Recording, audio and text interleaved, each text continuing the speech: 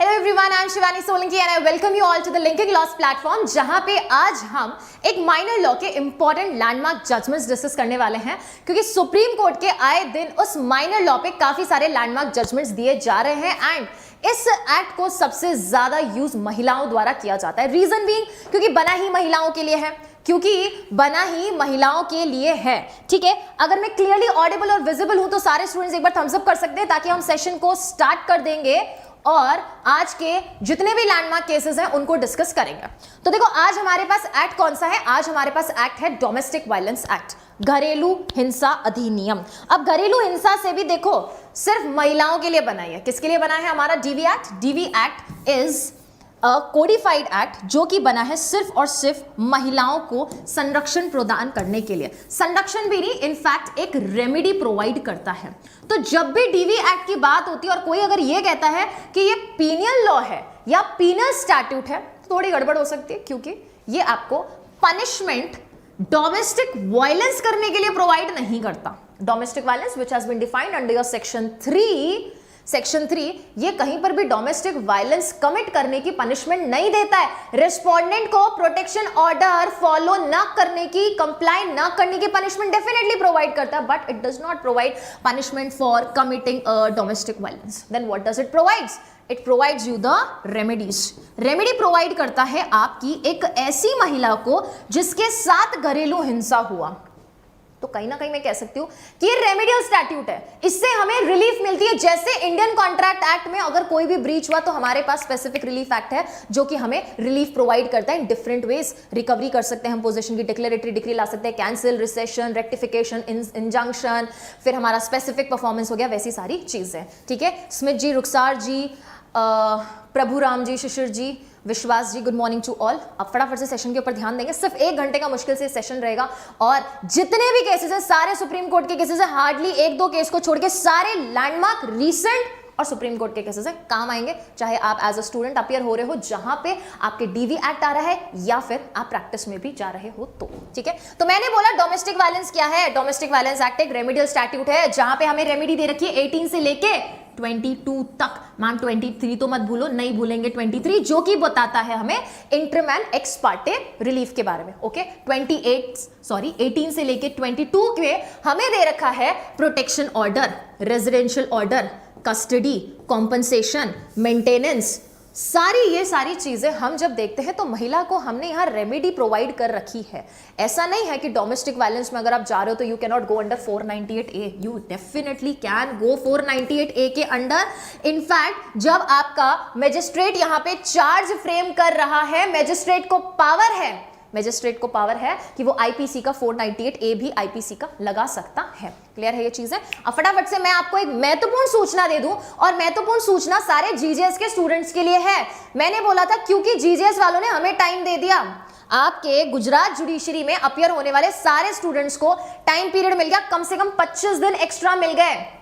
जहां पे 15 मई को पेपर होना था ना, अगर ये एक्सटेंशन नहीं होता तो हमारा कल पेपर हो चुका होता, है ना। हम में से काफी लोग खुश हो रहे होते, काफी लोग दुविधा में जा चुके होते, पेपर हो चुका होता। लेकिन नहीं, हमें कितने दिन का एक्सटेंशन मिला? हमें आराम से 20 दिन का एक्सटेंशन मिला, है ना। लगभग हमें 20 दिन का एक्सटेंशन मिला। तो मैंने बोला था कि 20 दिन को हम अच्छे से यूज करेंगे, जहां पे गुजरात जुडिशरी के जितने भी हमारे पास माइनर लॉज है उनका एक रिविजन करेंगे और एमसीक्यू बहुत अच्छे से प्रैक्टिस करेंगे। जहां पे मुस्लिम लॉ का हम प्रॉपर पूरी तरीके से एमसीक्यू डील कर चुके हैं। कल ही हमने 111 एमसीक्यू डील किए थे, फिनिश किए थे, और इसका पीडीएफ मैं ग्रुप पे शेयर कर चुकी हूं।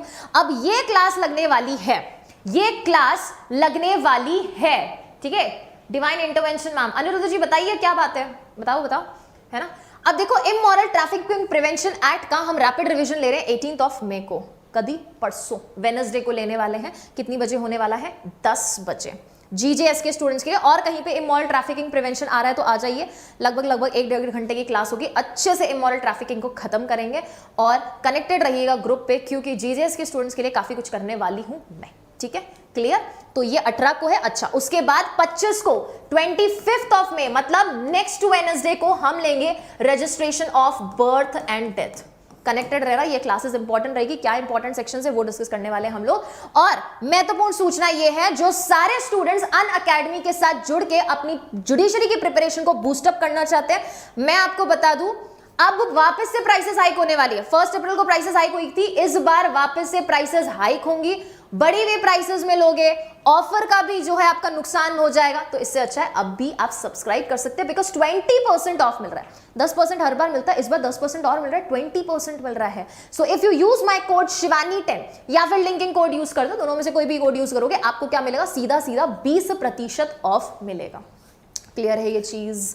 अब मैम इस वक्त आप, अच्छा ये 19 मई तक ही वैलिड है। कितने दिन है? 16, 17, 18, 19, 4 दिन के लिए वैलिड है। अब मैं आपको इस वक्त इसलिए बोल रही हूँ, सारी स्टेट जुडिशरी आ चुकी है, लिंकिंग लॉज की टीम ने 1 ईयर रेगुलर बैच भी डाल दिया है, एपीओ की भी क्लासेस स्टार्ट हो चुकी है, लगभग सारे मेंस के एग्जाम आ रहे हैं और प्रिलिमिनरी भी आ रहे हैं। लगभग 1 साल आपको प्रिपरेशन में लग जाता है।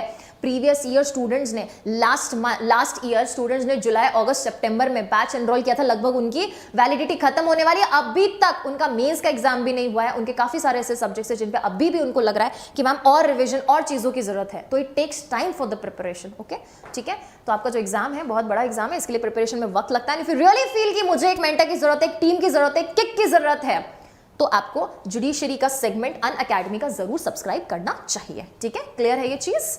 नाउ अभी तक अगर किसी ने मुझे फॉलो नहीं किया है तो मुझे तो फॉलो करेंगे, लेकिन अनअकैडमी के लिंकिंग लॉस चैनल को जरूर फॉलो करेंगे। टेलीग्राम चैनल है, ग्रुप नहीं है। ठीक है, ग्रुप नहीं है, चैनल है। इसमें क्या होगा, सारे एडुकेटर्स की इंफॉर्मेशन आपको मिल जाएगी, प्राइसेस की इंफॉर्मेशन मिल जाएगी, कहां से कैसे कोर्स खरीदना है, किसकी पीडीएफ कहां मिलेगी, सब इंफॉर्मेशन आपको यहां मिल जाएगी। और एक्सक्लूसिवली मेरा ग्रुप फॉलो करना है आपको, तो आप लिखेंगे लिंकिंग लॉज शिवानी सोलंकी। ये मेरा टेलीग्राम ग्रुप है जिसपे कि आपको आज की डीवी एक्ट और पॉक्सो की भी पीडीएफ मिल जाएगी।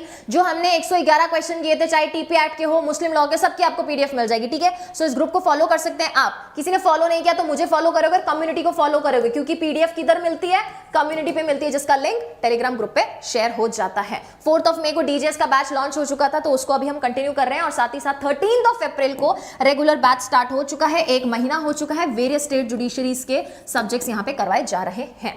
चलिए अब शुरू करेंगे हमारा आज का सेशन। इतना सब कुछ लिखा है मैम, इतना सब कुछ पढ़ना है क्या? नहीं, मैं बताऊंगी आपको क्या पढ़ना है, क्या नहीं पढ़ना है। We should be smart enough to select what we have to study and what we have to leave. ठीक है, स्मार्ट स्टडी करनी है जुडिशरी के वक्त। अब सुनो, डोमेस्टिक वायलेंस में सबसे ज्यादा अगर किसी चीज पे मुद्दा या बहस चलती है तो वो ये रहती है कि क्या एक महिला आपके रिस्पोंडेंट के साथ, महिला कौन, एग्रीव्ड पर्सन जो कि आपके डोमेस्टिक वायलेंस में जा रही है रिलीफ लेने के लिए, क्या उसको हम हर बार रिलीफ देंगे इस आधार पे कि वो शेयर्ड हाउस होल्ड में हमारे रिस्पोंडेंट के साथ रह रही थी, कि वो हमारे प्रत्यर्थी के साथ एक साझी गृहस्थी में रह रही थी कि नहीं रह रही थी। तो इस चीज पे हर बार सुप्रीम कोर्ट में बहस छिड़ती है। और हमें सबसे ज्यादा अगर फोकस करना है किसी पे तो दैट इज सेक्शन 2S, जो कि डिफाइन करता है हमारे शेयर्ड हाउस होल्ड को। सुप्रीम कोर्ट का जस्ट लेटेस्ट डिसीजन है जो कि हफ्ते 10 दिन पहले आया होगा, जिसमें कि यह बोला गया, केस का नाम क्या है, प्रभा त्यागी वर्सेस कमलेश देवी। केस का डिसीजन ये था कि डोमेस्टिक वायलेंस की जो विक्टिम है, मतलब aggrieved person, can enforce a right to reside, मतलब रेजिडेंशियल ऑर्डर के लिए जा सकते हो, section number 19, in shared household even if she has not actually lived. अगर वो एक्चुअली नहीं भी रही है हमारे रिस्पोंडेंट के साथ। शेयर्ड हाउसहोल्ड की जब आप डेफिनेशन पढ़ोगे तो डेफिनेशन में काफी सारी चीजें दे रखी है हमको कि एक हाउस होल्ड चाहे वो ओन्ड हो या टेनेंटेड हो, जॉइंटली हो या सिंगली हो, हमारे रिस्पोंडेंट और आपकी एग्रीव्ड पर्सन के द्वारा अगर वो वहां पे रही है या रह रही है एट एनी स्टेज, तो मानेंगे हम कि आप साझी गृहस्थी में रहे हो। लेकिन यहां पे ये बोला गया है दैट, यहां पे ये बोला गया है इस चीज से कोई फर्क नहीं पड़ेगा कि वो उसके साथ रही है या नहीं रही है। डोमेस्टिक वायलेंस हुआ है ना, तो बस मान लेंगे कि वो यहां पे रिलीफ ले सकती है। कौन सी रिलीफ? रेजिडेंशियल ऑर्डर की। ऑडियो वीडियो सब क्लियर है ना बाबा? I can not see comments. सब क्लियर एक बार? ठीक है जी, इस प्रिपरेशन के लिए एक्स्ट्रा टाइम मिल गया, बिल्कुल मिल चुका है। ठीक है, मनीषा जी, प्रभुराम जी, नो योर लॉ, सिद्धि, सब क्लियर सिद्धि? ओके, चलिए। तो यहां पे ये बोला there should be a subsisting domestic relationship between the aggrieved person and person against whom relief is claimed, मतलब कि respondent, ठीक है। However, it is not necessary कि जिस वक्त आपने एप्लीकेशन फाइल की उस वक्त डोमेस्टिक रिलेशनशिप सबसिस्ट कर रहा हो, कोई नेसेसरी नहीं है। मान लीजिए पत्नी आई, 2 दिन ससुराल आई, है ना, मायके गई हुई थी, 2 दिन ससुराल आई, डोमेस्टिक वायलेंस हो गया, वापस अपने मायके चली गई। नॉट नेसेसरी कि वहां पे रह रही हो आपके साथ, नॉट एट ऑल नेसेसरी कि शेयर्ड हाउस होल्ड में कंटिन्यूअसली रह रही है जब आपने एप्लीकेशन फाइल किया। Okay? In other words, even if the aggrieved person is not in domestic relationship, घरेलू नातेदारी में नहीं है, फिर भी with the respondent at the time of application under section 12. Section 12 में हम application फाइल करते हैं, बोलते हैं who can file the application? Aggrieved person or any person on behalf of this person can file application. लेकिन किसी भी वक्त अगर वो रही है, शादी हुई, शादी के 2 महीने तक रही, उसके बाद साथ में नहीं रह रही, अभी वो अपने मायके रह रही है, कभी कभी ओकेजनली आती है ससुराल, मारपीट हो जाती है, डोमेस्टिक वायलेंस हो जाता है, या फिर उसके मायके में आके किया जा रहा है, लेकिन not necessary shared house hold में कंटिन्यूअसली रह रही है। Okay, or had the right to live, has been subjected to domestic violence or is later subject to domestic violence on the account of domestic relationship is entitled to file application under section 12. सीधी सीधी सी गणित है, shared house hold में रहे हो नहीं रहे हो कोई फर्क नहीं पड़ता, डोमेस्टिक वायलेंस हो गया, you can file application under section number 12। किसने बोला? सुप्रीम कोर्ट ने बोला। ठीक है, ये आपके हिंदी में दे रखा है, आपको हिंदी इंग्लिश दोनों की पीडीएफ A4 में मिल जाएगी, पैनल वाली नहीं दूंगी। अगर प्रिंट कराने जाओगे तो आपके पेजेस बहुत ज्यादा खराब हो जाएंगे, कोई सेंस नहीं बनेगा, एक पेज पे सिर्फ एक केस लॉ लेके बैठोगे, है ना। तो I will give you in A4 size, तो A4 साइज में आपके 2-3 पेजेस में प्रिंट हो जाएगा। ठीक है, क्लियर है। ये सबसे लैंडमार्क केस है। इस केस के बिना तो आप डेफिनेशन पढ़ोगे ही नहीं, आप डेफिनेशन पढ़ोगे ही नहीं रिस्पोंडेंट की। हीरा लाल हरसोरा वर्सेस कुसुम नरोत्तम दास हरसोरा। अब जब भी आप डेफिनेशन पढ़ते हो डोमेस्टिक वायलेंस में, तो आपके पास एक डोमेस्टिक वायलेंस में डेफिनेशन आती है 2Q। किसकी डेफिनेशन आती है? 2Q। 2Q में क्या डिफाइन कर रखा है? 2Q में हमने डिफाइन किया रिस्पोंडेंट, प्रत्यर्थी को डिफाइन किया। बेसिकली डीवी एक्ट में आपको वर्ड दे रखा है कि respondent means adult male member. क्या होता है? Adult male member. या ये तो गुनाह है ना, ये तो आपने जेंडर बाइज्ड वाली चीज कर दी। जेंडर बाइज्ड है ना, जेंडर न्यूट्रल तो नहीं है ना। पीडीएफ मिलेगा Arunesh ji, linking law Shivani Solanki Telegram group पे। ठीक है, क्लियर है? ओके, यस पुखराज जी, ये वाला 2Q से, पुखराज जी इसी केस के बारे में बोल रहे हो ना? 2Q हीरालाल हरसोरा है ना, 2016 का आपका ये केस है, ध्यान रहे 2016 का ये केस है। क्लियर है ये चीज? ओके, चलिए 2Q में रिस्पोंडेंट में जब भी आप डेफिनेशन देखोगे you will get to see a word adult male member, वयस्क पुरुष।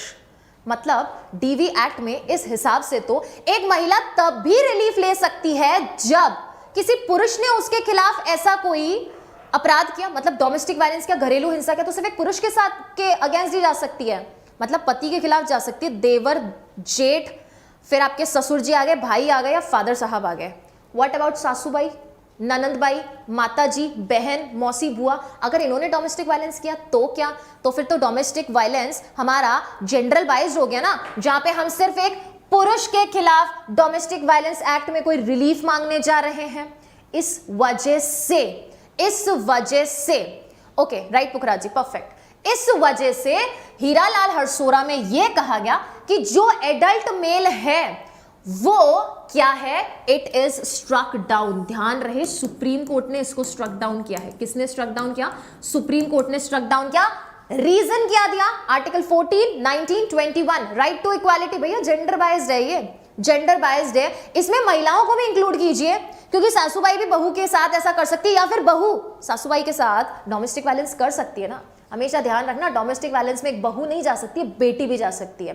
बेटी भी जा सकती है, अगर अनमैरिड है तो भी जा सकती है, फादर, मदर, ब्रदर, सिस्टर, किसी के भी अगेंस्ट जा सकती है, क्योंकि महिलाओं के लिए दे रखा है। और कहीं पे भी ये एक्ट ऐसा नहीं कहता है कि सिर्फ एक मैरिड वुमेन अपने ससुराल वालों के अगेंस्ट डोमेस्टिक वायलेंस में जाएगी, अनमैरिड भी जा सकती है अपने घर वालों के अगेंस्ट। क्लियर है ये चीज? तो इन्होंने वर्ड एडल्ट मेल को हटाया और वर्ड क्या लिखा ये भी ध्यान रखना। वर्ड यहां पे अब आया है एनी पर्सन। क्या बोला? Any person. Now this can be major, minor, male, female, whosoever person जो कि शेयर्ड हाउस होल्ड में घर में उसके साथ रह रहा है, that person can be included. अब ये जेंडर न्यूट्रल है in case of respondent. Gender neutral only in case of respondent. Aggrieved person में अभी भी जेंडर वाइज है क्योंकि महिलाओं के लिए एक्ट का नाम भी तो यही है। एक्ट का नाम क्या बोलता है? Protection of women from domestic violence. Protection of women तो बना ही वुमेन के लिए है। आर्टिकल 15 के तहत हमने स्टेट को पावर दिया, उस पावर को यूज करते हुए सिर्फ और सिर्फ विमेन के लिए बनाया।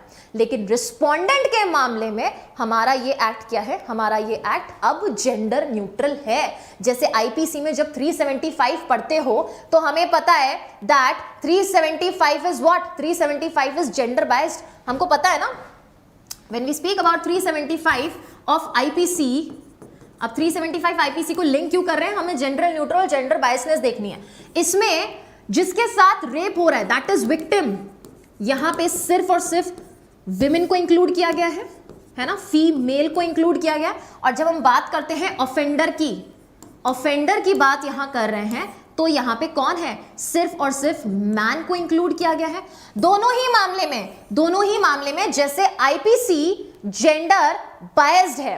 अब यहां पे बात क्या की जाती है कि भैया ऑफेंडर में मेल को, फीमेल को भी इंक्लूड कीजिए और विक्टिम में भी मेल को इंक्लूड कीजिए, क्योंकि ऐसा थोड़ी ना है कि सिर्फ महिलाओं के साथ रेप हो सकता है। क्या मेल के साथ रेप नहीं हो सकता? वी हैव सीन, अभी सोसाइटी में ऐसे केसेस नहीं आते, बट हकीकत यह है कि पुरुषों के साथ भी रेप होता है।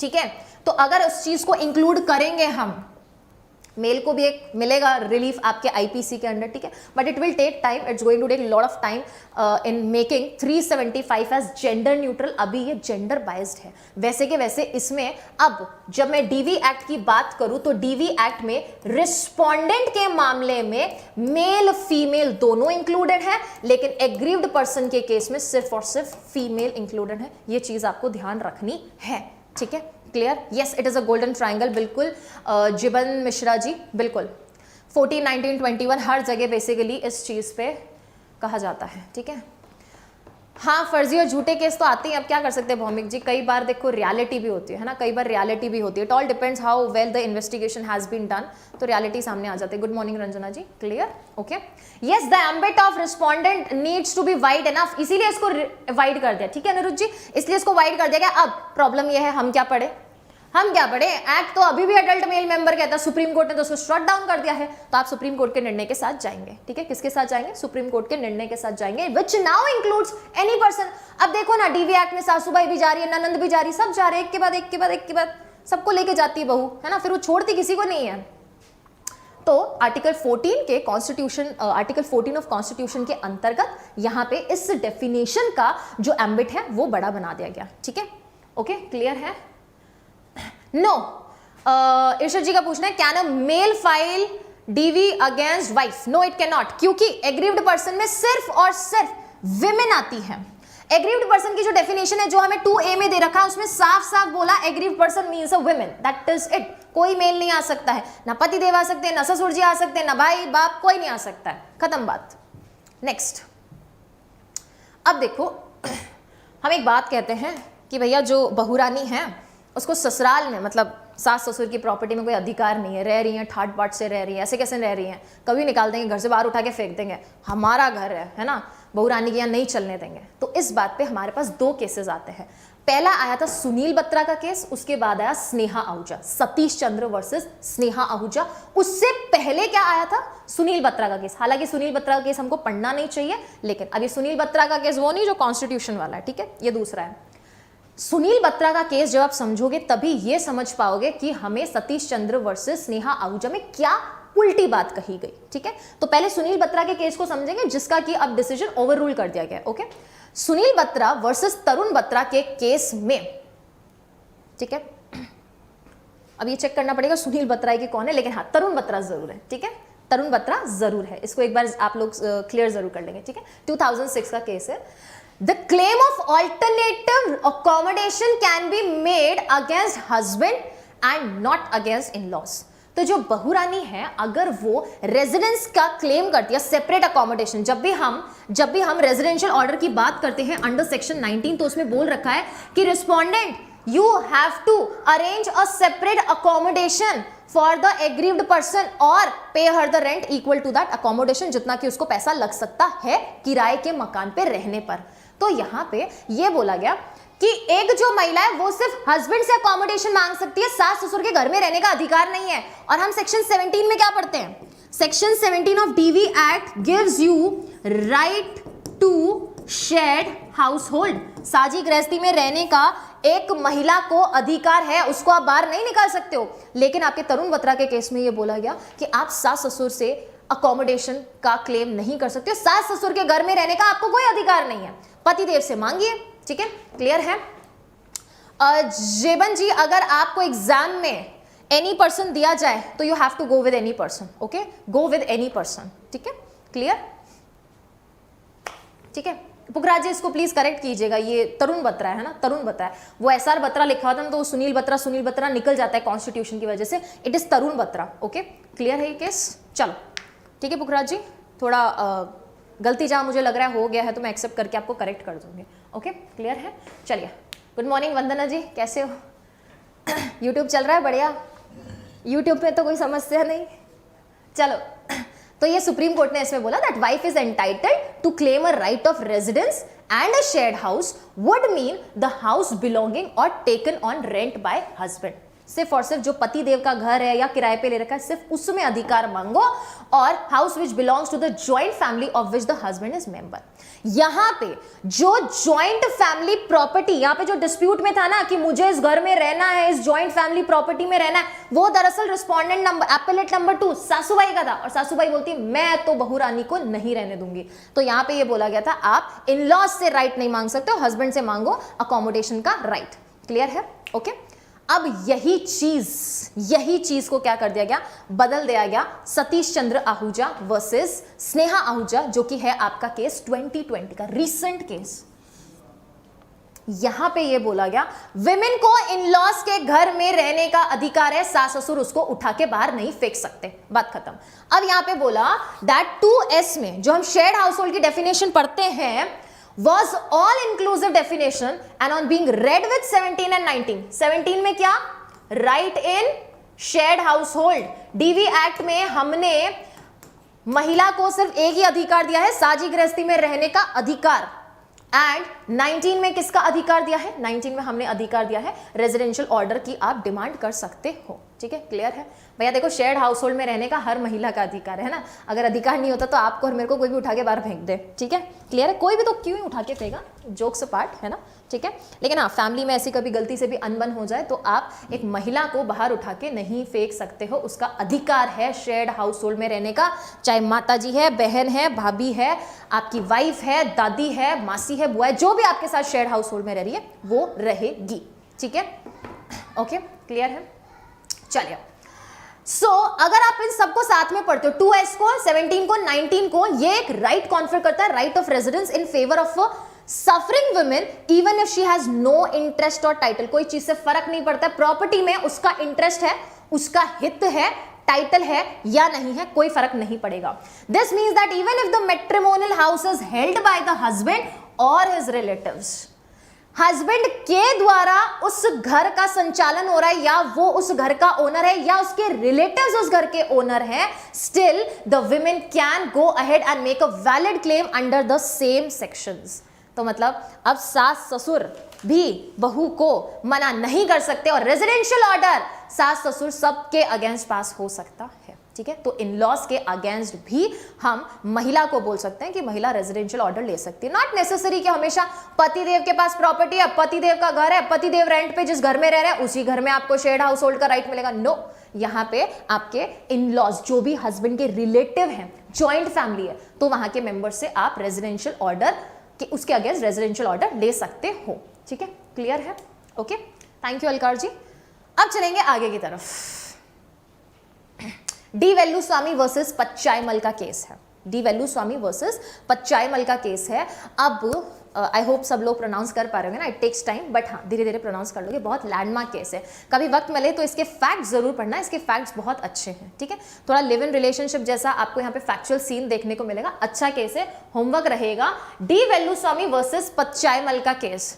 मैम क्यों ही पढ़े, नाम ही इतना खराब सा लग रहा है, फैक्ट्स तो पता नहीं कैसे होंगे। ध्यान रखना, जो नाम सबसे खराब जैसा लगता है ना, अटपटासा, खराब तो क्या अटपटासा, फैक्ट्स बहुत अच्छे होते हैं, जरा पढ़िएगा, इसके फैक्ट्स अच्छे हैं। Okay, if a women has a keep, now you all people understand what is meant by keep. ठीक है, अब उसने एक कीप रखी हुई है अपने साथ, ठीक है, who he maintains financially and uses mainly for sexual purposes, and as a servant it would not be a relationship in nature of marriage. पता है relationship in nature of marriage, ये जब आप डेफिनेशन पढ़ते हो डोमेस्टिक वायलेंस की, किसकी definition पढ़ते हो? जब हम डेफिनेशन पढ़ते हैं डोमेस्टिक रिलेशनशिप की, 2F की जब हम डेफिनेशन पढ़ते हैं डोमेस्टिक रिलेशनशिप की, तब वहां ये कहा जाता है means relationship between two persons जो साथ में रहे at any point of time, lived in a shared household, when they relate either by consanguinity, affinity that is marriage, consanguinity, और through a relationship in nature of marriage. दो व्यक्ति जब एक साथ एक घर में रहे हो किसी भी समय पे, जब वो ऐसे रिलेशनशिप में थे जिसका कि नेचर मैरिज जैसा है, मतलब कि लिव इन रिलेशनशिप। क्या लिव इन रिलेशनशिप को हम नहीं कह सकते कि शादी जैसा रिश्ता है? वहां पे पार्टीज के साथ रहने का इंटेंशन ही यही है दैट दे वांट टू सी कि कितनी अच्छी कंपैटिबिलिटी दोनों के साथ में है। सिर्फ शादी नहीं होती है, बाकी शादी वाला सारा मामला होता है, सारा सीन होता है वहां पे। एक साथ घर में रह रहे हैं, एक साथ काम हो रहा है, एक साथ खाना पीना उठना बैठना सब कुछ हो रहा है, तो बेसिकली उनका रिलेशन मैरिज जैसा है, तो वो लिव इन रिलेशनशिप आएगा आपकी इस कैटेगरी में। और अगर कोई कपल लिव इन रिलेशनशिप में है and the women wants to seek a remedy under domestic violence, आ सकती है, क्योंकि 2F ने उसको बोल दिया कि आपका रिलेशन मैरिज जैसा है। So always understand that a nature कैसा है, मैरिज जैसा है। So the relationship of which the nature is just like marriage, उसमें हम आपके लिव इन रिलेशनशिप को इंक्लूड करेंगे। लेकिन अगर एक आदमी एक विमेन को सिर्फ अपनी कीप रखता है, कीप का मतलब समझ आता है, जिसको कि वो सिर्फ और सिर्फ सेक्सुअल पर्पस के लिए उसने रखा हुआ है, अपनी सेक्सुअल डिजायर्स को फुलफिल करने के लिए रखा हुआ है, that's it. And as a servant भी रखा है, सर्वेंट भी है, काम भी कर देती है, एंड अकॉर्डिंगली जो आदमी है वो सेक्सुअल डिजायर्स के लिए उसको यूज भी कर लेता है, तो उसका ये मतलब नहीं है that you are living in a relationship of domestic relation. आप डोमेस्टिक रिलेशन में नहीं आओगे मतलब वो महिला डोमेस्टिक वायलेंस में रिलीफ नहीं मांग सकती है। दो चीजें इन्होंने बोली, वो कीप भी है और साथ में एज अ सर्वेंट भी है, सर्वेंट भी है, और उसके साथ फिर किसी प्रकार का हैरेसमेंट वो किस में जाएगी, वो टीवी एक्ट में जाएगी या हमारे कोई और माइनर लॉ में जाएगी? किसी को याद आ रहा है? एग्जाम में लिखा था पुखरा जी, बहुत अच्छा लैंडमार्क केस है। ओके, अच्छा है, हमने इसको लिव इन रिलेशनशिप के वक्त पढ़ा था LLM के टाइम, ठीक है। हाँ जी, कौन से एक्ट के तहत जाएगी? Prevention of sexual harassment at work place, because she is servant. Understood? Prevention of sexual harassment में जाएगी क्योंकि वो सर्वेंट भी है एंड उसके साथ जो भी वो एज अ कीप का रिलेशन रख रहा है, लेकिन उस वक्त किसी प्रकार का हैरेसमेंट हुआ, she will go under prevention of sexual harassment act and not domestic violence. Reason, आप डोमेस्टिक रिलेशनशिप में नहीं हो।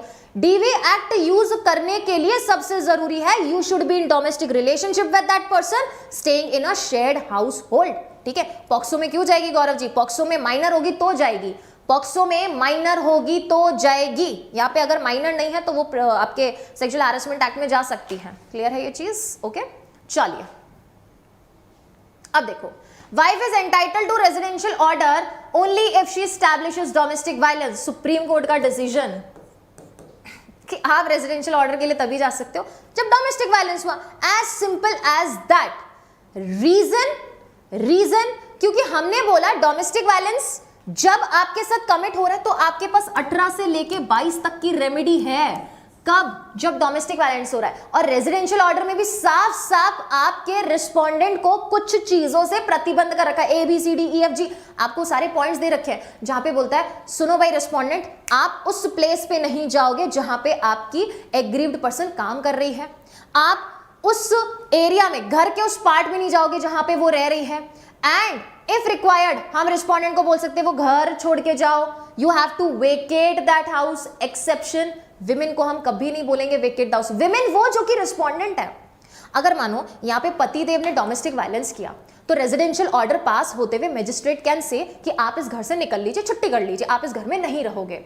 लेकिन यही डोमेस्टिक वायलेंस अगर सासूबाई ने किया, यहाँ पे रिस्पोंडेंट सासूबाई हो गई, तो अब सासूबाई को नहीं बोल सकते घर से खिसक लो, वो भी एक महिला है, उनकी सिक्योरिटी का भी हमको देखना है। दिस इज द रीजन, जब भी आपकी रिस्पोंडेंट ऐसी महिला होगी तो महिला को हम कभी नहीं कहेंगे टू वेकेट द हाउस, लेकिन हाँ आदमी को जरूर बोला जा सकता है टू वेकेट द हाउस, दूरी बनाए रखें, जहां वो काम कर रही है या कोई भी जगह वहां पे आप नहीं जाएंगे, या फिर उसके रिलेटिव्स को डराओगे धमकाओगे नहीं कि मैं ऐसा एक्ट कर लूंगा। तो ये सारी चीजें रेजिडेंशियल ऑर्डर में मिलती है, और वो कब मिलेगी? जब डोमेस्टिक वायलेंस होगा, किसी बात का फियर ही नहीं है, किसी बात का डोमेस्टिक वायलेंस हुआ ही नहीं, तो काहेगा रेजिडेंशियल ऑर्डर, फिर आराम से सुकून से रहो ना घर में। लेकिन ये आपको रेजिडेंशियल ऑर्डर तब मिलेगा जब डोमेस्टिक वायलेंस प्रूफ हुआ है, तभी।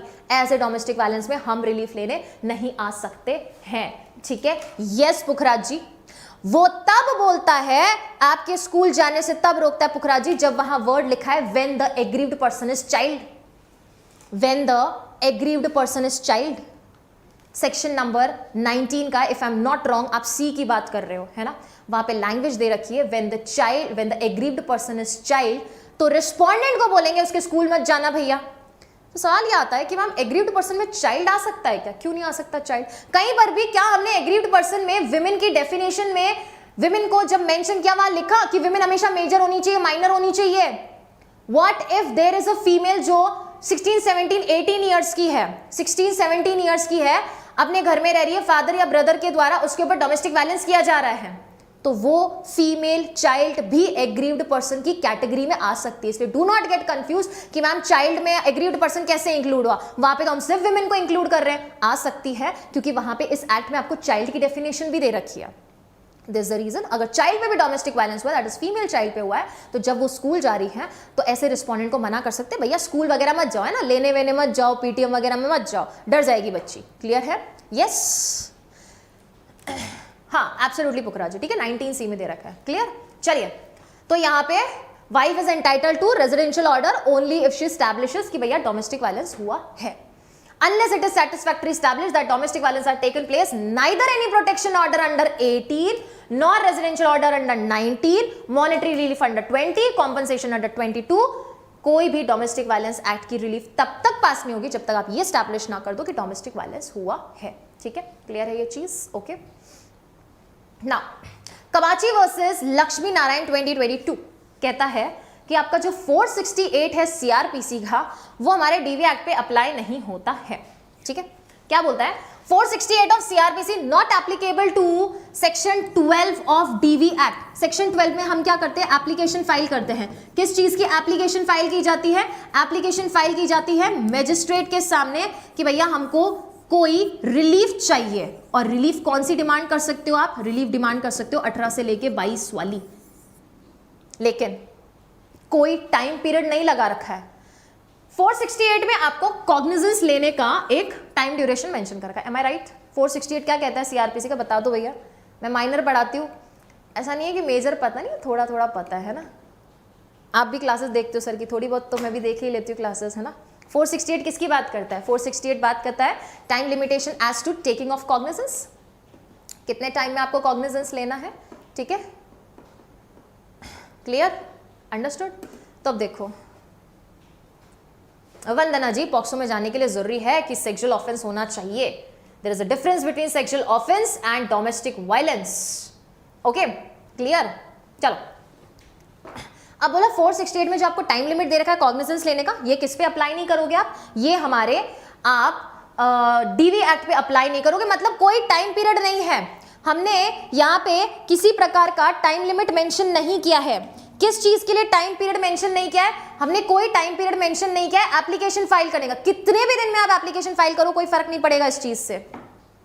क्लियर? कोई परिसीमा नहीं है डीवी एक्ट में एप्लीकेशन फाइल करने की जहां पे आप रिलीफ लेना चाहते हो। खत्म बात? ओके, यहां पे अगला केस जो आपके पास आता है, Shome Nikhil Danani versus Tanya Banon Danani. Relief under DV act can be sought even after obtaining a maintenance under 125। भैया दो relief, dual relief, extra relief, है ना, सोने पे सुहागा वाली बात है। तो सुप्रीम कोर्ट ने रीसेंट केस है, ध्यान रखेंगे आप, रीसेंट केस है, 2019 का केस है, जहां पे सुप्रीम कोर्ट ये बोलता है 125 ऑफ सीआरपीसी के अंडर रिलीफ ली ना, डीवी एक्ट में भी रिलीफ लो। पता है डीवी एक्ट में रिलीफ किस बात की दे रहे हो आप 125 सीआरपीसी में तब जा रहे हो when you are unable to maintain yourself, clear, when you are unable to maintain yourself, plus when there is a neglect to take care, neglect to maintain you. आप 125 सीआरपीसी के ग्राउंड्स अलग और DV act के grounds अलग हैं। अब भी हम सुप्रीम कोर्ट का केस पढ़ के आए थे कि आप डीवी एक्ट में तभी जा सकते हो जब डोमेस्टिक वायलेंस हुआ, तो आप यहाँ पे 125 सीआरपीसी में जाओ मेंटेनेंस लेने के लिए, लेकिन डीवी एक्ट में भी जा सकते हो आप रिलीफ लेने के लिए। कॉम्पनसेशन ऑर्डर ले सकते हो, कस्टडी ऑर्डर ले सकते हो, रेजिडेंशियल ऑर्डर, प्रोटेक्शन ऑर्डर बिल्कुल ले सकते हो अगर डोमेस्टिक वायलेंस हुआ है तो। दोनों हाथों में लड्डू की तो बात वंदना जी वो इसलिए भी दे रहे हैं क्योंकि डोमेस्टिक वायलेंस हुआ ना, मेंटेनेंस आप दूसरे ग्राउंड पे ले रहे हो, है ना, पतिदेव नहीं सुन रहे, मेंटेन ही नहीं कर रहे, ले लो मेंटेनेंस। लेकिन डोमेस्टिक वायलेंस किया तब क्या, एक आपको प्रताड़ित किया जा रहा है ना, एक आप कह सकते हो एक तरह का ऑफेंस किया जा रहा है ना आपके अगेंस्ट, तो आप जा सकते हो डोमेस्टिक वायलेंस एक्ट में। डोमेस्टिक वायलेंस एक्ट में हमको पता है एप्लीकेशन फाइल करोगे तो magistrate, police officer, service provider, protection officer आपको ये इन्फॉर्म करेंगे कि बहन तुम्हारे पास 498A की भी रिलीफ है, if you want you can file a case under 498A also. Okay, clear है ये चीज? यस, 10-12 के प्रोविजंस में हमने सेट ऑफ की बात की थी। मुझे ऐसा क्यों लग रहा है आप प्लस के स्टूडेंट हो? No your law feels like you are a plus के स्टूडेंट, क्योंकि सेट ऑफ की बात हमने प्लस कोर्स में डिस्कस की थी। ओके, क्लियर है ये चीज? तो इन्होंने देखो डिफरेंशिएशन किया है कि सेक्शन 20 में जो हम मॉनेटरी रिलीफ की बात कर रहे हैं, this is different from that relief which is given under 125 of CrPC. Even अगर क्रिमिनल कोर्ट के सामने 498A of IPC cruelty bye husband और रिलेटिव पेंडिंग है एंड एलिगेशन जेन्युइन फाउंड हुआ है, तो ये हमारे एपेलेट के लिए ओपन है कि वो रिलीफ ले सकती है 18 to 22 ऑफ डीवी एक्ट की, और या फिर इंटरिम रिलीफ ले सकती है under 23। Interim relief and x Partey relief हम 23 में पढ़ के आए थे, क्लियर है ये चीज? तो ये रिलीफ भी वो ले सकती है अंडर 125। क्लियर? ये हिंदी में आपको दे रखा है पूरा मामला। सीआरपीसी की धारा 125 के तहत भरण पोषण आदेश मिलने के बाद भी घरेलू हिंसा अधिनियम के तहत राहत मांगी जा सकती है। Next, Nilakanta Malakar versus state of Assam 2022 का केस है। बोलता है DIR not compulsory for initiating proceeding under section 12 of domestic violence. DIR किसका पावर है Vandana ji? Domestic incident report पढ़ के आए थे, नो योर लॉ। हमने जब प्रोटेक्शन ऑफिसर के बारे में पढ़ा, 2 सेक्शन पढ़े, 8 पढ़ा, 9 पढ़ा। 8 में क्या पढ़ा? अपॉइंटमेंट कौन करता है उसकी, क्लियर? 9 में क्या पढ़ा? उसकी पावर्स पढ़ी। पावर बोल सकते हैं ड्यूटीज, ड्यूटीज ही बोलो, मैं पावर तो किधर दे रखा है ना, ड्यूटीज में हमने 3rd पॉइंट पढ़ा कि उसको डोमेस्टिक इंसिडेंट रिपोर्ट सबमिट करनी पड़ेगी हमारे मैजिस्ट्रेट के सामने। डोमेस्टिक इंसिडेंट रिपोर्ट प्रस्तुत करेगा मैजिस्ट्रेट को, और उसके आधार पे मैजिस्ट्रेट देखेंगे कि यहाँ पे डोमेस्टिक वायलेंस हुआ है या नहीं हुआ है। ठीक है, क्लियर है? 6-7 में हम दूसरी पावर्स के बारे में पढ़ के आए हैं। 10 में हम गवर्नमेंट की ड्यूटीज के बारे में 11 में हम गवर्नमेंट की ड्यूटीज के बारे में पढ़ के आए। 10 में हम सर्विस प्रोवाइडर के बारे में पढ़ के आए। 12 में हमने एप्लीकेशन की बात की है। 13 में हमने नोटिस की बात की। 14 में हमने काउंसलिंग की बात की है। ठीक है, चलिए फिर 16 में आपका क्या आ जाता है? 16 में आपके इन ट्रायल कैमरा आ जाता है। ठीक है, अब यहां पे ये बोला कि बिना डोमेस्टिक इंसिडेंट रिपोर्ट के भी आप सेक्शन नंबर 12 में एप्लीकेशन फाइल कर सकते हो। DIR is not compulsory and court has ample power to pass an ex parte order and provide a monetary relief. ex parte order कौन से सेक्शन के अंडर? 23 के अंडर रिलीफ प्रोवाइड की जा सकती है बिना DIR के, लेकिन प्रोवाइडेड कोर्ट खुद को सेटिस्फाई करे कि भैया डोमेस्टिक वायलेंस जैसा मामला है। ठीक है, नाउ शमशदा अख्तर वर्सेस अजाज परवेज शाह 2021 का, ये Jammu and Kashmir high court का केस है। किसका है? जम्मू एंड कश्मीर का। सारे सुप्रीम कोर्ट के केसेस थे। ठीक है, ये भी ये गुवाहाटी हाई कोर्ट का, रिमेंबर दिस, ये गुवाहाटी हाई कोर्ट का, बाकी सारे आपके सुप्रीम कोर्ट के केसेस थे। ठीक है, 2 केसेस हैं जो कि हमने हाई कोर्ट के पढ़े हैं। यहां पे बोला domestic violence act enacted to protect women को प्रोटेक्ट करने के लिए बनाया, मैन को हैरेस मत करो आप। मतलब अगर विमेन को रिलीफ चाहिए तो रिलीफ मांगो ना बाबा, फेक केस मत लगाओ आप। डोमेस्टिक वायलेंस की एप्लीकेशन, डोमेस्टिक वायलेंस एक्ट के तहत एप्लीकेशन फाइल करके जो रिलीफ ले रहे हो वो रिलीफ लीजिए अगर आपके साथ डोमेस्टिक वायलेंस हुआ तो, लेकिन आप पुरुष को हैरेस करने के लिए डीवी एक्ट नहीं ले सकते हो। ठीक है, clear? Good morning ma'am. Architecture of law, Avadhesh ji, अरे Avadhesh Swami ji, welcome to the class sir, good morning. हाँ जी, तो यहां बोला डोमेस्टिक वायलेंस एक्ट को आप सिर्फ और सिर्फ विमेन के राइट्स को प्रोटेक्ट करने के लिए, विमेन के अगेंस्ट कोई ऑफेंस हुआ उसके लिए यूज करेंगे, आदमी को हैरेस मत कीजिए। Jammu and Kashmir court imposes 10 lakh rupees fine on wife for misusing law against husband, है ना। तो जहां हम कहते हैं कि भैया बहुत फेक केसेस डाले जाते हैं, मैलिशियस प्रोसिक्यूशन, देखो पॉक्सो में तो साफ साफ बोल दिया मैलिशियस प्रोसिक्यूशन पाया गया सेक्शन नंबर 22 के अंडर, भैया 6 मंथ्स, ठीक है, सीधा सीधा 6 मंथ्स के लिए अंदर। डीवी एक्ट में बेसिकली नहीं बताया गया कि अगर मैलिशियस प्रोसिक्यूशन हुआ तो क्या, इनफैक्ट इम्यूनिटी पे इम्यूनिटी बताई गई है कि आपको हम इम्यून करेंगे कोई भी गुड फेथ में अगर आपने कोई भी ऐसी इंफॉर्मेशन दी है तो। लेकिन यहां पे बोला गया अगर फेक केस हुआ एंड हस्बैंड को आपने हैरेस किया, फाइन लग सकता है, और इस केस में फाइन भी लगाया गया है, ठीक है, क्लियर है। I think these all are the cases that we have today with us, okay. अब सुनिए 13 अप्रैल को ये बैच ऑलरेडी लॉन्च हो चुका है। किसी को और कोई भी दुख दुविधा दिक्कत दर्द समस्या इशू प्रॉब्लम किसी भी माइनर लॉ के कोई सब्जेक्ट में आप बता सकते हैं, कोई ऐसा सब्जेक्ट जो कि आप चाहते हो कि मान लीजिए जो कि मेरे जुरिस्डिक्शन में फॉल होता है तो जरूर बताइएगा, I would love to take that on priority, ठीक है। 13 अप्रैल को ऑलरेडी एक ब्लिंकिंग लॉस पूरी टीम का बैच लॉन्च हो चुका है जिसमें सारे स्टेट जुडिशरी के आपको सब्जेक्ट्स मिलने वाले हैं। क्या मिलने वाले? सारे स्टेट जुडिशरी के आपको सब्जेक्ट्स मिलने वाले हैं। सेक्शन 22 ऑफ पॉक्सो, यस, ठीक है, यस, वहां पे हमने चाइल्ड को इम्यून किया है ना। सेक्शन 22 एंड 21 में चाइल्ड को इम्यून किया गया है। चाइल्ड ने ऐसा कोई गलत इंफॉर्मेशन दिया उसके अगेंस्ट ऐसा कोई आप पनिशमेंट नहीं दोगे। क्लियर है ये चीज? ओके, तो सारे स्टेट जुडिशरी का यहाँ पे आपको सब्जेक्ट्स कंप्लीट करवाया जाएगा। 13 अप्रैल को स्टार्ट हो चुका है। मेरी क्लास सुबह कितनी बजे लगती है? मेरी क्लास इसमें सुबह 7:15 AM लगती है। और अभी हम वहां क्या डील कर रहे हैं? अभी हम डील कर रहे हैं वहां पे Hindu adoption and maintenance act, Hindu adoption and maintenance act वहां पे डील कर रहे हैं हमने। और इसमें क्या क्या कंप्लीट कर लिया? अभी तक हमने इसमें डीवी एक्ट कंप्लीट कर लिया है, पॉक्सो कंप्लीट कर लिया है, हिंदू मैरिज एक्ट कंप्लीट किया है। आने वाले अगले 2 हफ्तों में Hindu adoption and maintenance act करेंगे and Hindu minority and guardianship act करेंगे। उसके बाद हम स्टार्ट करेंगे स्पेसिफिक रिलीफ एक्ट। और स्पेसिफिक रिलीफ एक्ट में रेगुलर क्लास में आने से पहले इंडियन कॉन्ट्रैक्ट एक्ट क्लियर करके आना, ठीक है,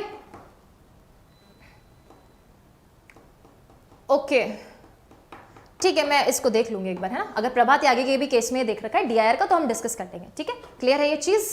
ओके, 2006 वाला क्या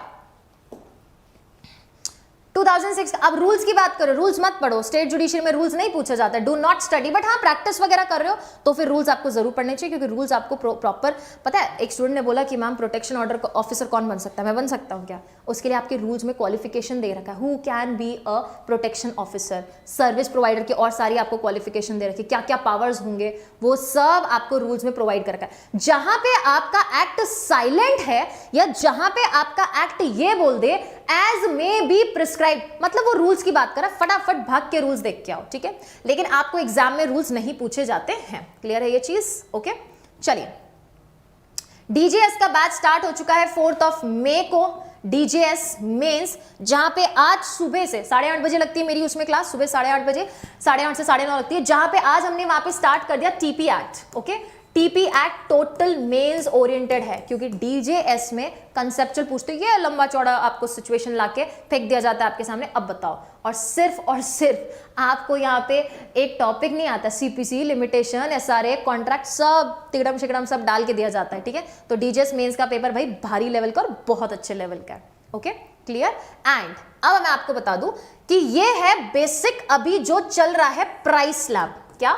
अभी प्राइस स्लैब चल रहा है। ये प्राइस स्लैब पे पहले कितना मिलता था? 10% ऑफ मिलता था। शिवानी कोड यूज करते तो 10% मिलेगा। लेकिन अब बात ये है कि जो नया अभी हमारे पास जो नया ऑफर चल रहा है which is valid up to 19 मई, यहां पे सीधा अनअकैडमी आपके लिए 20% लेके आए, not just 10%, it is 20% for 4 days. तो किसी को भी सब्सक्राइब करना है तो बाबा टाइम पे सब्सक्राइब करो। इसलिए नहीं कि मैम ऑफर आ रखा है, इसलिए क्योंकि एक दिन से हमारा समय निकलता जा रहा है। सोच रहे हैं कि जब ऑफर आएगा उसके बाद चलो हमारा LLB कंप्लीट होगा, मार्कशीट आएगा, वैकेंसी आएगा तब। And I have always said there is a difference between the preparation that you do before the advertisement is released and after the advertisement is released. Advertisement release होने से पहले आप सोचते हो मैं सब कुछ पढ़ के जाऊं, ये भी पढ़ लूं, वो भी पढ़ लूं, जो सामने आ रहा है वो पढ़ लूं, नॉलेज भी एनहांस करूं और अपनी स्ट्रैटेजी को भी फॉलो करके चलूं. लेकिन जैसे एडवर्टीजमेंट आ जाता है हम रिस्ट्रिक्ट हो जाते हैं सिर्फ अपने सिलेबस से. भाई मेरे सिलेबस में जो आ रहा है मैं तो वही पढ़ूंगा. फिर जैसे आपका एग्जाम डेट आउट होता है आप जो नहीं आता है वो पढ़ते हो कि भाई जो नहीं आया जो बच गया है वो पढ़ लेता हूं, जिसको कभी हाथ भी नहीं लगा, सिर्फ एमसीक्यू करूंगा, सिर्फ प्रीवियस ईयर. एडमिट कार्ड आने के बाद तो फिर आप और ज्यादा रिस्ट्रिक्ट हो जाते हो कि भाई अब तो चलो कर लेते हैं. तो इसलिए बहुत प्रिपरेशन का आपको फर्क नजर आएगा. इसलिए हमेशा प्रिपेयर करना है तो 1 साल 1.5 साल पहले शुरू कर दें अपनी प्रिपरेशन, ताकि आराम से नोट्स बनाओगे, एक एक पॉइंट को समझोगे, एग्जाम्पल्स लिखोगे और अपने खुद के नोट्स से ही आप एग्जाम क्रैक कर पाओगे. दूसरों के नोट से नहीं होता है. ठीक है, दूसरों ने अपने हिसाब से बनाया है. ओके, क्लियर है? मैम आप ये बताएं कि डीजेएस में जो न्यू एक्ट्स आए हैं DVNI उसका पूरा करना है या सिलेक्टिव स्टडी करनी? सिलेक्टेड करना है नहीं जी. काफी सारे सब्जेक्ट्स इन्होंने दिए हैं लेकिन काफी सारे जो चीजें हैं ना वो पूछी भी नहीं जाती हैं. DV एक्ट बहुत इजी है, NI में ज्यादा पढ़ना है, चैप्टर 17 पढ़ के जाओ, that is it. Okay, that's it. DV में थोड़ा रेमेडीज रिलीफ के बारे में पढ़ के जाओ, रेमेडीज रिलीफ और डोमेस्टिक वायलेंस एग्जैक्टली होता क्या है वो पढ़ के जाओ. ठीक है, क्लास खत्म हो गई. किधर रुखसाना जी, किधर खत्म हो गया? I am still there in the class, I am not dismiss the class. ठीक है, जब तक मैं लाइव दिख रही हूं मतलब क्लास है. जब ऐसे चक्री आ जाए ना गोल गोल मतलब मैडम गई. Okay, clear? सो 20% ऑफ चल रहा है. बाय यूजिंग द कोड शिवानी10 यू कैन क्लेम 20%. 20 बोला ना, 10 तो नहीं बोला, 20%. ओके, हाँ जी. और कुछ इंफॉर्मेशन लेते हुए जाओ भैया, है ना. कक्षा में जब आ ही गए हो, ये वाली फ्री मॉक, जितना पढ़ते हो उतना कंसेप्ट अप्लाई करो. MCQ अनअकैडमी आप सबके लिए फ्री मॉक देता है. IPC, CRPC, CP, evidence, TP, contract, constitution, jurisprudence, GK, GS हर रोज चल रहा है. तो ऐप में जाइए, टेस्ट क्विजेस देखिए कि कहां ये सब कुछ मिल रहा है और इनको अप्लाई कीजिए. ठीक है, क्लियर है ये चीज? और एक कोर्स होता है आइकॉनिक और प्लस. क्या है आइकॉनिक और प्लस? आइकॉनिक में और प्लस में फर्क क्या है? आइकॉनिक में बेसिकली आपको मिलता है एक स्पेशल मेंटर. ये मेंटर हेल्प करता है in case you have any doubt. He is exclusively for you. एक पर्टिकुलर टाइम पीरियड रहता है जब ये मेंटर साहब आपके लिए अवेलेबल होता है. मेंटर का ये मतलब नहीं एडुकेटर, मैं सर कोई नहीं मिलेगा वहां पे आपको. हम तो आपको सिर्फ पढ़ाते हैं. यहाँ पे एक अलग से मेंटर मिलेगा आपको आइकॉनिक में. ठीक है, क्लियर है ये चीज? एंड थोड़ा सा इसका जो प्राइस रहता है वो थोड़ा सा हाई रहता है, ज्यादा नहीं. प्लस के बेनिफिट्स ये live class, weekly test, structured course and unlimited access. और आइकॉनिक का क्या फायदा है? आपको पर्सनल गाइडेंस देता है वो. और भाई वो ऑलरेडी एग्जाम क्रैक करके है, बहुत एक्सपीरियंस्ड है, ऐसा वैसा कोई नहीं है वो. स्टडी प्लानर है, आपका कस्टमाइज स्टडी प्लान होता है वीकली बेसिस पे. आपका वो प्लान बना के देगा भैया तुम्हें कब क्या पढ़ना है. एक्सपर्ट गाइडलाइंस, आपके लिए गाइडलाइंस ले करते हैं जैसे सुप्रीम कोर्ट ले डाउन करता है ना. टेस्ट एनालिसिस, आपके टेस्ट को एनालाइज किया जाता है, बेटा कितना सही जा रहे हो कितना गलत जा रहे हो. ओके मैम, IT एक्ट की क्लास. ओके मैम, आपको हमारी उम्र लग जाए आप कहीं नहीं जाओगे. अरे इतना जी के क्या करेंगे? हाँ, सबको अपनी अपनी उम्र रहे भैया. जिसका जितना लिखा हुआ है जीना, भगवान ने जिसको जो जो दिया है वो सब कुछ मिलेगा, है ना. बस आपको ये ध्यान रखना है कि अपनी मेहनत ना छोड़ो यार.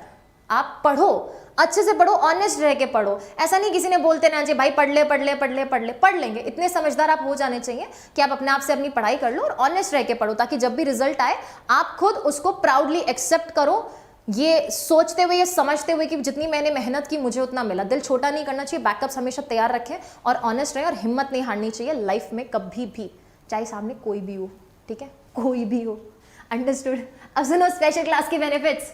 इंटरेक्टिव लाइव क्लास होती है, लर्नर्स के लिए पोल होता है. जितने भी मैं MCQ कराती हूँ स्पेशल क्लास में सारे पोल से होते हैं. रेज अ हैंड, सिर्फ सब्सक्राइबर कर सकता है, फ्री वाला नहीं. फायदा भैया, फायदा पैसा देने का फायदा. सब्सक्राइबर ही रेज अ हैंड करके बोल सकता है, मैं सुन सकती हूँ, भावों को अच्छे से समझ सकती हूँ. नेवर मिस अ क्लास. आपको अलर्ट मिलता है. किस चीज का अलर्ट मिलता है? मैडम आने वाली है. आपको भी मिल जाता है, मुझे भी मिल जाता है, मैडम क्लास ले लो, भूलना मत. ठीक है, कई बार अलार्म से नींद नहीं खुलती, ये अनअकैडमी मेरे को टाइम पे अलर्ट दे देता, तब जाके नींद खुल जाती है कि चलो क्लास में चलते हैं. लेक्चर नोट्स, जो भी क्लास में पढ़ाया उसका लेक्चर नोट्स आप डाउनलोड कर सकते हो. किसी भी डिवाइस से अनअकैडमी ऐप को एक्सेस कर सकते हो. आईफोन वाले अपना दुख दुविधा दिक्कत दर्द समस्या नहीं बताएंगे, मैम हम कम्युनिटी को एक्सेस नहीं कर पा रहे. काफी सारे स्टूडेंट्स का था कि मैम आपकी ना कम्युनिटी खुलता ही नहीं है. मेरा पहला सवाल, आईफोन यूज करते हो? बोले हाँ मैं आईफोन यूज करते हूँ. मैं बैठे रहो. अब क्या करूँ मैं आईफोन से? I don't know why iPhone से कुछ है, Unacademy team will let you know that how from iPhone also you can access to the community, ठीक है। ऐसा अगर मामला है तो फिर सपोर्ट टीम से जरूर आप कनेक्ट हो। आई थिंक लैपटॉप में सब कुछ खुलता है, ठीक है। And in case if you find anything inappropriate in this session, then by using the link that is given in description box you can claim your reward, okay. और अगर session पसंद आया है तो कमेंट कर दीजिएगा, कोई भी समस्या है, कोई भी टॉपिक आप चाहते हो कवरेज हो, कमेंट में मेंशन कर दीजिएगा, वो सब कुछ कवर हो जाएगा। और किसी को ग्रुप में एक्टिव रहना है, पीडीएफ चाहिए, तो लिंकिंग लॉज, एल लग रहा है ना, लिंकिंग लॉज शिवानी सोलंकी का टेलीग्राम ग्रुप है। सोलंकी लगाना है, मैम मत लगा के बैठ जाना, नहीं मिलेगा ग्रुप, ठीक है। लिंकिंग लॉज शिवानी सोलंकी का टेलीग्राम ग्रुप है, वहां पे आप कनेक्ट हो सकते हैं। एंड वहां पे मैं आपको एडमिन दिख जाऊंगी। इन केस आपको कोई भी सब्जेक्ट रिलेटेड क्वेरी, सिर्फ सब्जेक्ट रिलेटेड क्वेरी, आप कनेक्ट हो सकते हैं, बीट अ प्लस स्टूडेंट, फ्री स्टूडेंट और एनी स्टूडेंट, ठीक है। क्लियर है। जे एक्ट, जुवेनाइल जस्टिस एक्ट करवा देंगे सूर्यवंदना जी, ओके। चलिए, तो अगर सेशन पसंद आया तो फिर सेशन को इससे खत्म करेंगे। अच्छा, अगले मंडे को क्या लेंगे इसके बारे में आपको सूचित कर दिया जाएगा, लेकिन दो चीजों के बारे में मैंने जीजीएस के स्टूडेंट्स को स्पेसिफिकली याद दिला दिया है, याद रख लेना। एक तो है 18 मई और दूसरा है हमारा 25 मई। दो चीजें याद रखना, 18 मई को इमोरल ट्रैफिकिंग चलेगा एंड 25 मई को registration of birth and death का सुपर फास्ट रिवीजन चलेगा। किधर? Special class, free of cost चलेगा रैपिड रिवीजन। जीजीएस के बैच के स्टूडेंट्स जरूर इसको ध्यान रखेंगे, ठीक है। So that was all in today's session. I hope you all have enjoyed this session. Now we will meet in another new session. Till then, thank you so much.